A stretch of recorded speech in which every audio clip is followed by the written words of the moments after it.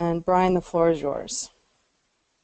All righty. Good evening to everyone, all coaches and district reps that are able to make it on this webinar. This is for our interscholastic indoor bocce state high school championship, the pinnacle culmination of all the fun hopefully everyone has had this year. I always like to start.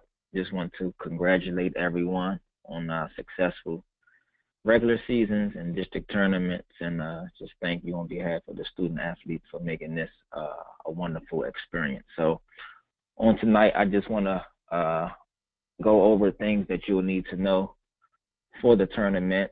So that what you're looking at is the event guide. We'll go through it, and as Melissa said, if you have any questions, you'll have the opportunity to ask them at the end. So as you know, the tournament is taking place on next Wednesday, February 22nd, and the inclement weather date is Thursday, February 23rd. So the very next day, and I'll go into the procedures and policies we have in place in case we need to postpone the event. Schools are scheduled to arrive between 9:30 and 10 o'clock a.m. So I always like to encourage coaches to make sure you communicate that clearly to your athletic director so the bus could arrive to your school on time, and according to how long it takes you all to get there, get you to Hagerstown Community College where the tournament is being held, again, between 9:30 and 10 o'clock a.m. So opening ceremony is set to begin at 10:30, and then we are scheduling the first matches to begin at 11 o'clock sharp a.m. on that day. Where it says awards at 4 o'clock, you'll see that there's an asterisk there. So that's a tentative schedule. And when we speak about awards later, you'll see why. But approximately, in the afternoon will be awards and departure. Again, it's located at Hagerstown Community College, located at 11400 Robin Wood Drive in Hagerstown, Maryland. Beautiful facility. It's been there for a few years now, and they're great in hosting us. And for those who have not been there, I'm sure you'll enjoy it. So the great thing, what I love about it, again, is the experience that Special Olympics and Unified Sports offer student athletes. So we'll have over 300 student athletes and approximately 32 or more coaches who have advanced from the 7 district tournaments held throughout the state of Maryland. And the participating school systems are listed there: Allegheny, Baltimore City, Charles, Frederick, Garrett, Montgomery, Prince George's, and Washington. So in terms of credentials, all non-student athletes must be credentialed. So for coaches, each of you should have already submitted your Class A volunteer form. And upon arrival and team check-in, if you've done so already, you will receive a Class A credential in your team's delegation packet. Any other volunteers that you may bring with you that have not already completed the Class A volunteer, they will have to complete one. They'll be provided one. They'll be able to complete one on the spot.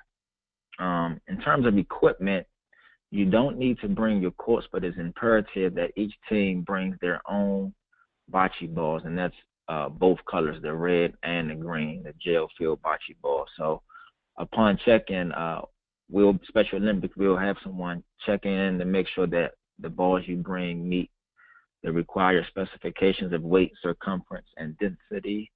If you already know that will be a challenge for you, bringing your own balls, or your balls may not meet the specifications, you can let your regional sports director know. You can let me know. I'll provide my information at the end of this call, and we'll make the necessary accommodations for you. We will have spare balls on hand, but it's best if everyone is able to bring theirs, and if those that are brought meet the specifications. So please just put that reminder in, in whatever you need to remember to bring that. Listed here are all the different sets of driving directions. So as a former coach, I always like to have had them on hand because, sometimes you're an assistant to the bus driver. So arrival and parking. We will have signage on the college that will direct you, but provided is a map, and it tells you where to enter, where teams can be dropped off, and then as well where the buses are to park. So again, you can make sure that you have this on handy to provide to your bus drivers.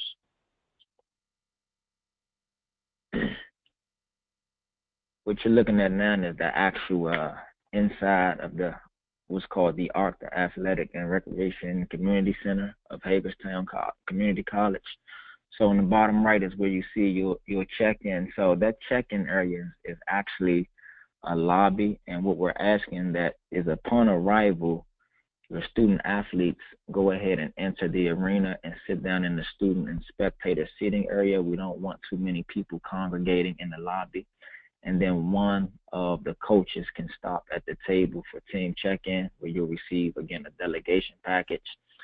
In the lobby area, there will be a cash-only concession stand and a bathroom area, and we ask that those are the only things, that your students will frequent if they are happen to be standing or needing to go to the lobby. But other than those two things, we ask that each student athletes, all teams, upon arrival to the building, enter the main entrance and sit where you see the student and spectator session. Straight across from the doors of the main entrance, you'll see the control center, and then as well the awards area, and the award results from each match will be posted. Where you see the the purple rectangle there, so after team check-in, this will be like a secondary check-in, and that's where your bocce balls will be checked. And then that volunteer check-in, again, for those who may not have filled out the Class A volunteer forms. In terms of lunches will be provided for all registered student athletes and coaches, as well as volunteers. So that's basically everyone who's already registered on the post-registration, and then with the coaches form, they'll be provided lunch tickets in the delegation packet, and they'll be able to exchange that ticket for a box lunch. Opening ceremonies, again, will begin at 10:30, and this is one of the highlights of our event. So it's an excellent opportunity to emphasize those who have modeled the exceptional sportsmanship that Special Olympics stands for during the regular season, and we are in need of deserving players and or coaches to participate in the opening ceremony.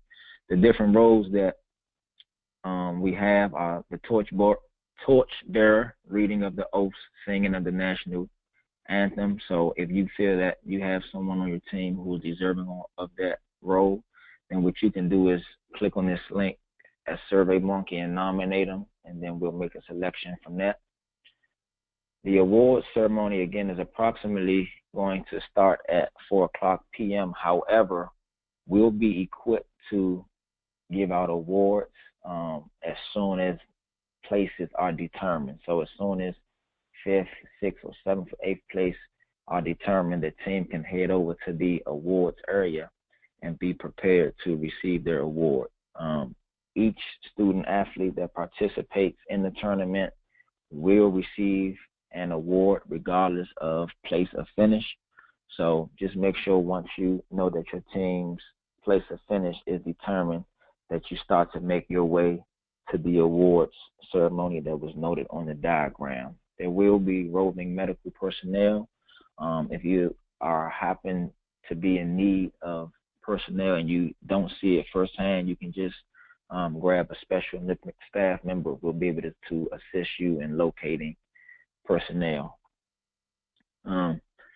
Evaluation. So as coaches, you're on the front lines, and we take your opinions into considerations in planning future events, as we are always looking to get better. So if you would, at the end of the tournament, we would like for you to fill out an evaluation at this SurveyMonkey link provided, to just give feedback about your experience on the tournament, and maybe we can see how we can improve it or anything that we need to address.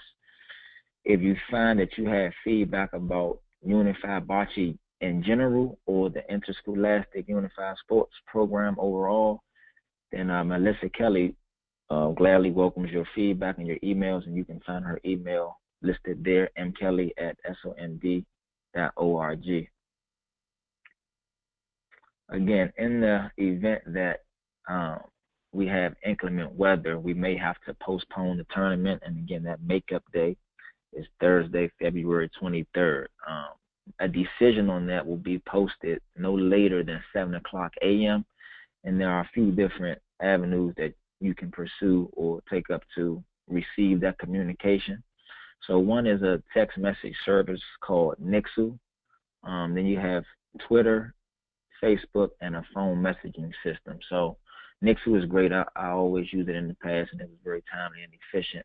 If you want to elect to receive notifications regarding tournament or any other tournament postponement or any other information, what you can do is you can send the text SOMD Sports to 888777.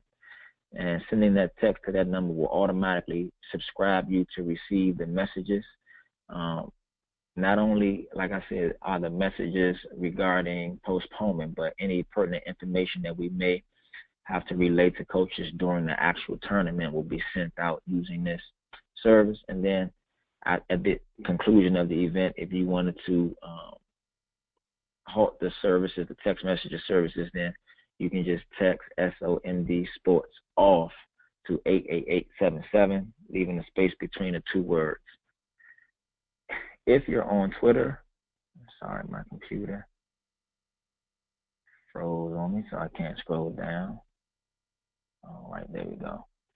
So if you are on Twitter, here's the Twitter handle for Special Olympics Maryland. So in addition to the text messaging service, Nixu updates will also be provided on Twitter as well as Facebook. And then lastly, you can always, if you have a question or you think, you see inclement weather or question regarding anything else, you can call the number provided here for Special Olympics Maryland. There will be merchandise available for sale. Cash, check, and credit cards will be accepted. So if you wanted to buy some cool unified sports gear, we'll have that available for you. Now on to the competition points of emphasis. So again, team check-in will be available in the atrium or lobby, and only one coach from each team is needed upon check-in, preferably the head coach, but any registered coach that's already registered will be able to check the team in. And it's at this time that the coach will report any scratches, and you'll collect the delegation package. What you'll find in that package is a number of post-registration sheets, and what you're to do is each time you play a match, you're to submit that sheet to the scoring official. And again, you'll be receiving multiple copies of it, so you'll have enough to cover all of the matches that you'll be playing. On that sheet, it'll be a list of all of the players who are already registered, and those are the only players that are to compete during the matches. Rosters will be checked by the scoring official, and just keep in mind that at least 2 people with disabilities and 2 people without are participating in each match. In terms of court access, please be reminded that only one player at a time may access the court unless there's a special exception and a player needs assistance. Non-players, that includes coaches and paraprofessionals, are required to remain within the confines of that green line, which we're calling the coach's box. It's 10 feet from the line to the end line and or behind the end line.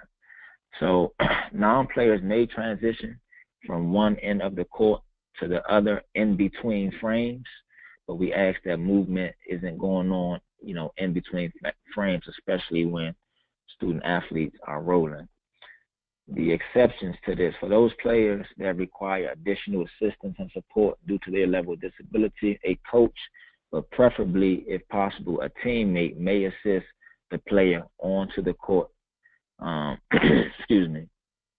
For example, someone who may be in a wheelchair, what's usually done is a teammate disconnects the end PVC pipe of the bocce court, lifts it up, and the students is able to access the court that way. But please be reminded that if assistance is needed and provided, that person, that player, cannot provide instruction, direction, or any type of coaching assistance. So once a player has entered the court, they cannot leave the court, and no instruction can be given to that student athlete. So coaches, if you want to give any instruction, please make sure you do it before the student athlete enters the court. Sometimes, in the heat of competition, you may forget. So please be reminded of that. Please remind your students athletes that once they enter the court, they can't look back to seek any type of guidance, coaching, or direction from you. So if they want to ask you anything, it has to be before they enter the court. Any violations of this rule, the first offense results in a warning. Your second offense results in the opposing team being awarded 1 point.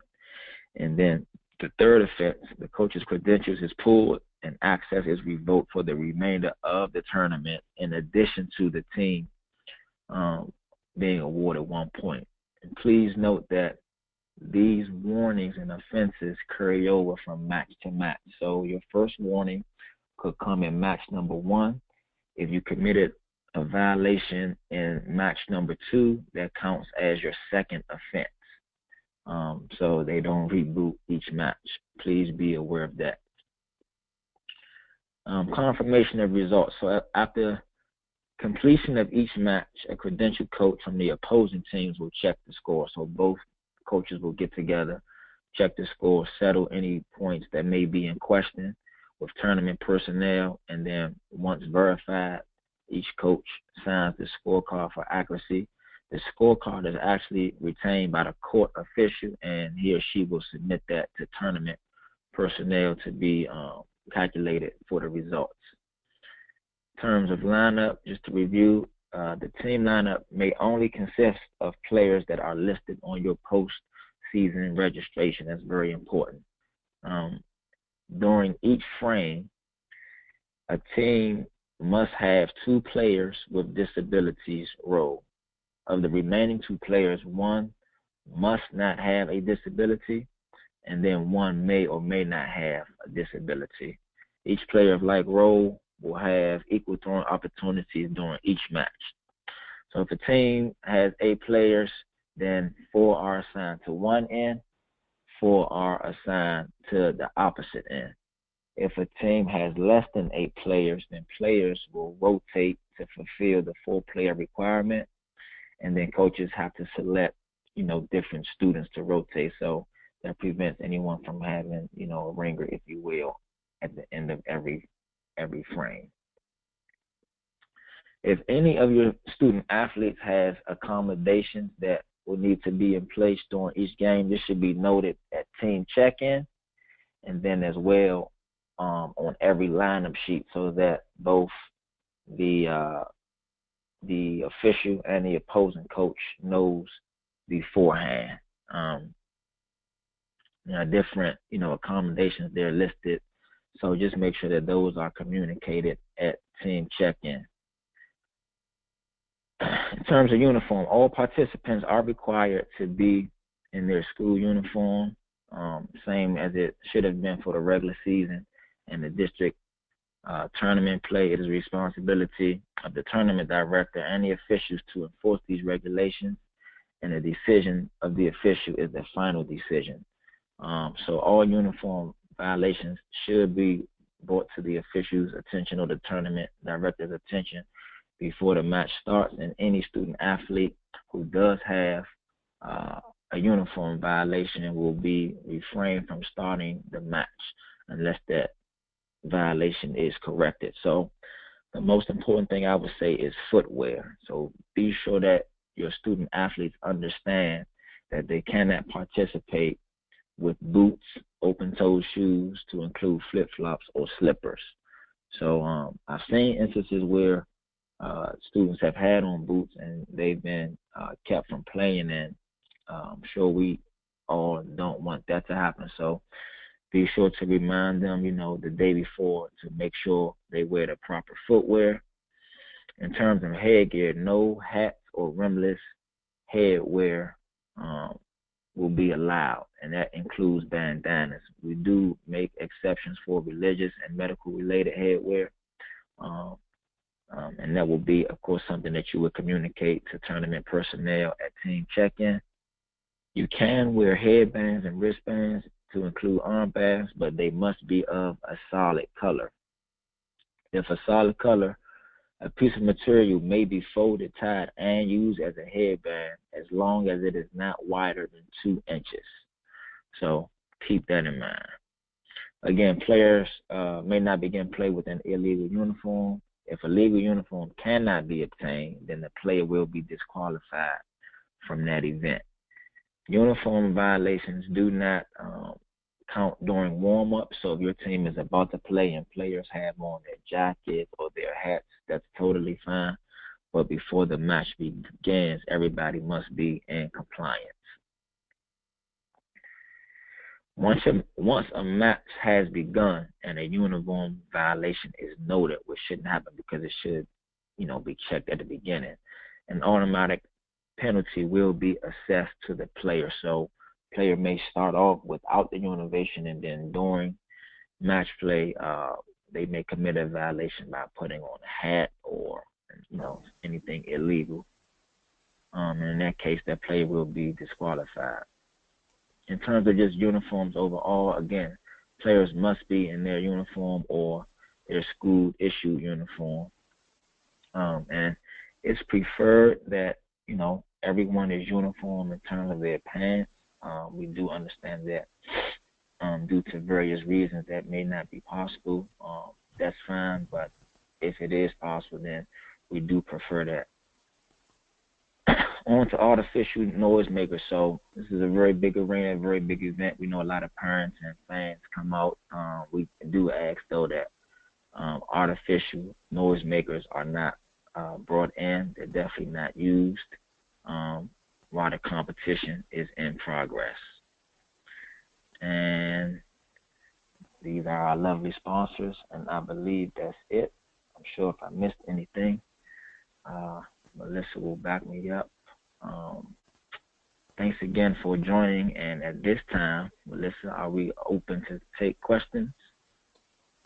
Yes, thank you, Brian. Well done, very thorough. The 2 points I would underscore, we do have several teams from a single school coming to the tournament. So in that instance, coaches, please do notify us ahead of time if you have shortages with equipment, specifically the balls, naturally, if we need to make sure that we have adequate sets on site. And secondly, a notation to all coaches. We realize we want you to have the availability to your players to coach them and such, and have an adequate and safe ratio for our student athlete to coach ratio. We've been encouraging school systems as of late to utilize field trip chaperones, if you will. We realize this is not a customary consideration with all of sports and athletics programs, but with the peculiar needs at times of our athletes, that is necessary to recruit additional chaperones. So please look into your school's chaperoning requirements, and if necessary, and would allow you to have the freedom to coach and focus on that. Please do utilize that option. So with that, I'll go ahead and unmute everyone. Just give me a moment to do so.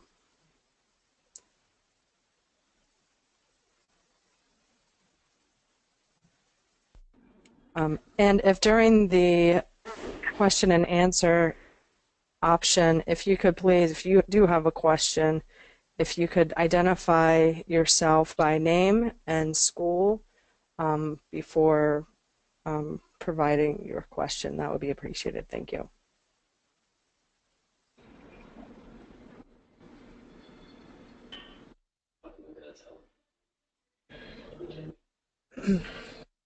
Hey, Melissa, it's Barb, Washington County. When will our coaches know where their schedule or who will be in their bracket or that information? Good question. I'm going to work during the the day tomorrow. We extended some of the allocations. Some were not able to be filled by a specific district, so we extended those and received notification or confirmation, I should say, of the last team actually this evening. So I will work tomorrow during the workday, get that to Brian for a final review, and it will be announced, I would predict, within the next 24 hours. Thank you. Mm-hmm.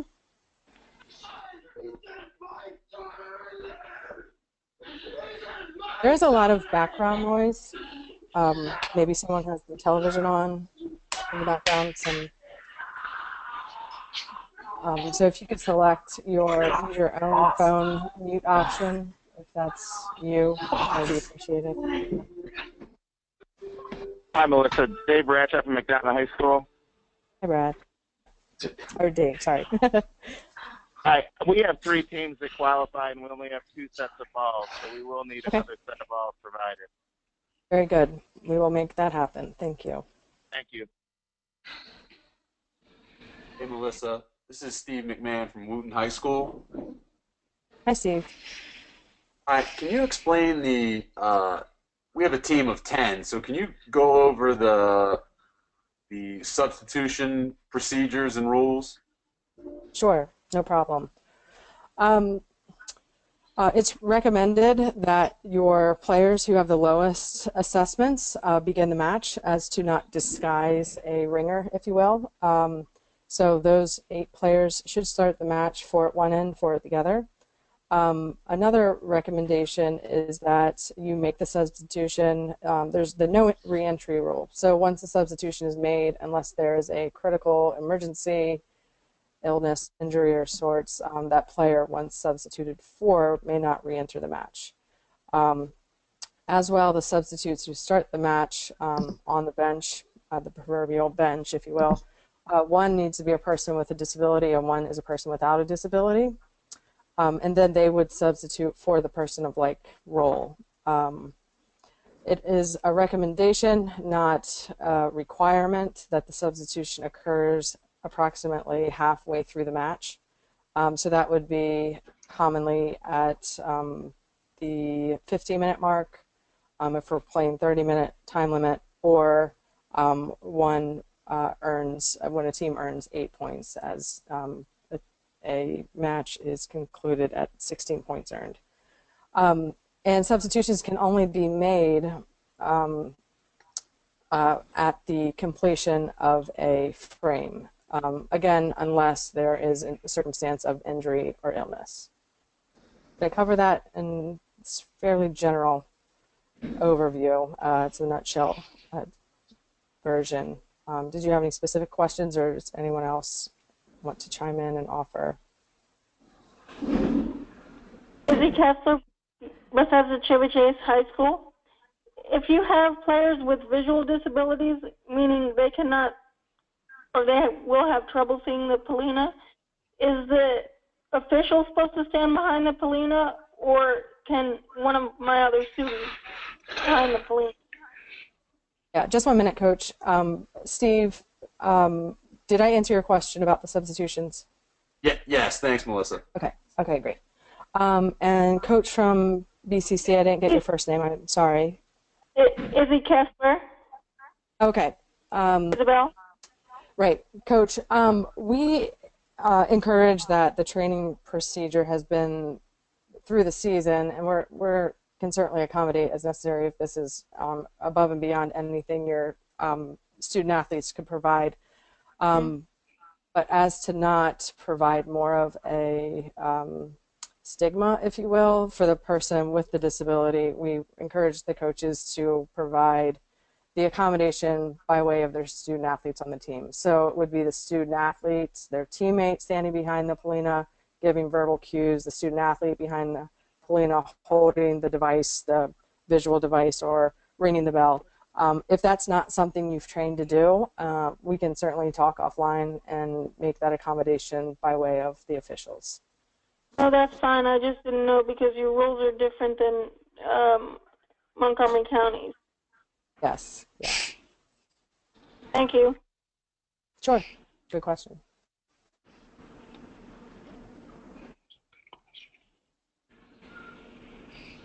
Any other questions?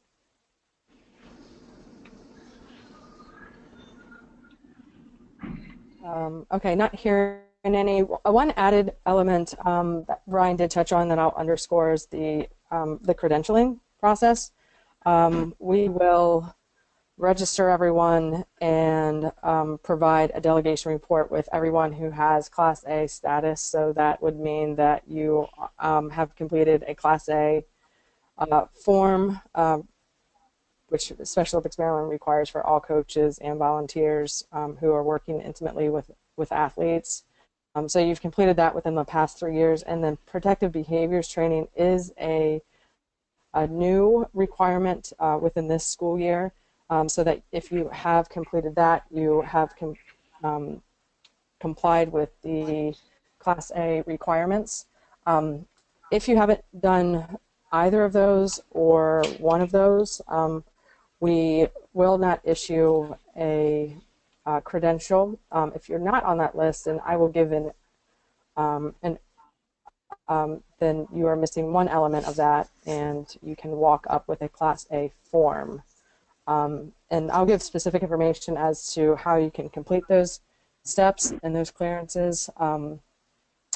We appreciate your compliance. We don't want to restrict anyone, but I hope you all do appreciate and realize that we're working with 21 of 24 school systems within the state. Each school system has their own expectations and level of clearances, and we need to do our due diligence in ensuring that we have the safest program for our student athletes, and the only way in doing that is by meeting these expectations. So appreciate your compliance, your cooperation, and it's not an arbitrary request, one that we take very seriously, and we hope you do the same. With that, I'll turn it back over to Brian to sign off for the evening. All right. Oh, did I hear another question? Yeah. So if I'm covering for my head coach tonight, and I normally get credentials because I will be with the kids on the court, and so do I need to complete like a volunteer form, or is there another form I need to complete? Yeah, Coach, good question. So Steve received an email along with, dating back to, I think, January 26th. So connect with him. He has the form. He has the live link to access the protective behaviors training. It's a matter of watching or answering about 10 questions. It'll take about 10 to 15 minutes. So if you want to get that to us ahead of time, great. We will be equipped to issue credentials on site, again, for those who are meeting these expectations. I do caution you that if we receive it later than this week, there is a chance that we won't have a printed credential next week. And I caution everyone broadly about that, just because as we grow closer to the tournament date, obviously our to-do list grows, and we move actually onto campus and setting up. So our access to that capability would be limited. Okay, he emailed it to me. Thank you. Okay, great. Alyssa, just one more thing.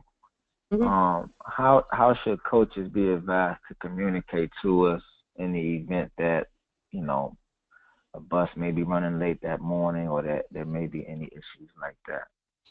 Good question. Please do look for the follow-up email from me tomorrow, hopefully with the brackets division schedule, and then as well this event guide.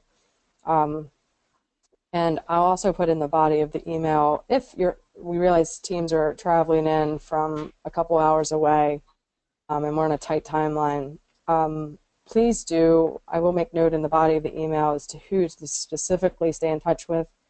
Text message is absolutely the best means of communication the morning of a tournament, so I'll designate one of my colleagues to be that contact. A quick text to say we're going to be late by 15 minutes, or we're going to be walking in right as opening ceremony begins, so that we know and can make the adequate adjustments to to whatever we have going on, matches included. So look for that in the body of the email.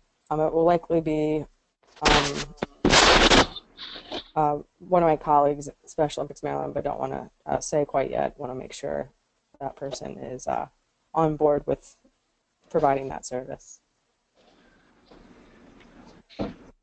All righty, well, if that's all of you all's questions, I thank you again for taking time to join the webinar, receive the information. I'm looking forward to seeing you and all of your teams compete next week.